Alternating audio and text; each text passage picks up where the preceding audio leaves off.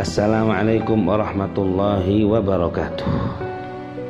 Ikhwanana muslimin radhiyallahu anna wa ankum, di antara akhlak daripada para salafus saleh, para ulama-ulama zaman dahulu itu, mereka tidak ada yang mereka takuti di dunia ini seperti takutnya mereka takut meninggal dunia dalam keadaan su'ul khatimah, yakni tidak membawa iman, waliyadzubillah. Nah, kenapa mereka sangat takut? Ya jelas, karena kalau naudzubillah min syarri dzalik, kalau seseorang itu mati su'ul khatimah, maka tidak ada tempat bagi mereka kecuali neraka, naudzubillah min syarri dzalik. Sehingga tidak sedikit daripada para salaf dulu, ulama terdahulu itu, kalau mereka sudah mengingat mati, mereka berpikir, mereka bersedih hati, sehingga mereka hilang dari halayak. Jadi yang biasanya muncul, biasanya kelihatan orang, ngumpul dengan orang, mereka menyendiri. Jadi menyendirinya ini bukan karena apa, bukan karena sakit dan lain sebagainya, tetapi memang mereka karena berpikir panjang, takut, mereka susah bersedih hati kalau mereka nanti meninggal dunia dengan tidak membawa iman, waliyadzubillah. Imam Hasan Al-Basri radhiyallahu anhu, beliau termasuk pembesar salaf di kota Basrah zaman dahulu. Itu beliau radhiyallahu anhu ketika mendengar hadis, ada yang meriwayatkan sabdanya Rasulullah sallallahu alaihi wasallam, orang terakhir yang keluar dari neraka besok yaitu seorang laki-laki yang keluar setelah 1000 tahun. Maka ketika mendengarkan hadis seperti itu, Imam Hasan Basri mengucapkan, andaikan saja aku laki-laki tersebut, yakni keluar neraka setelah disiksa selama 1000 tahun, tahun akhirat. Wah, gila. Lalu ditanyakan oleh para santrinya, Imam, kenapa bisa demikian?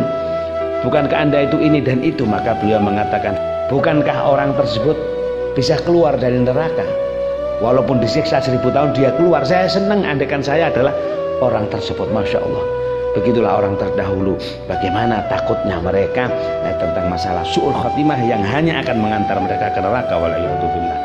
Kata Imam Sufyan Tsauri, tidaklah seseorang itu merasa aman terhadap agamanya, aman, saya matinya pasti ini. Orang seperti itu takutnya justru malah diambil oleh Allah Subhanahu wa taala, sehingga matinya pun dalam keadaan tidak husnul khatimah, waliyadzubillah. Makanya ketika dulu diriwayatkan, kenapa ada wirid ya Allah biha, ya Allah biha, ya Allah bi husnul khatimah, itu kan minta mati husnul khatimah. Itu dikatakan diantara gitu ya, yang diriwayatkan oleh para ulama, tidak mau mengucapkan ya Allah biha, ya Allah biha, ya Allah bi husnul khatimah, itulah sehingga matinya dalam keadaan tidak membawa iman, waliyadzubillah.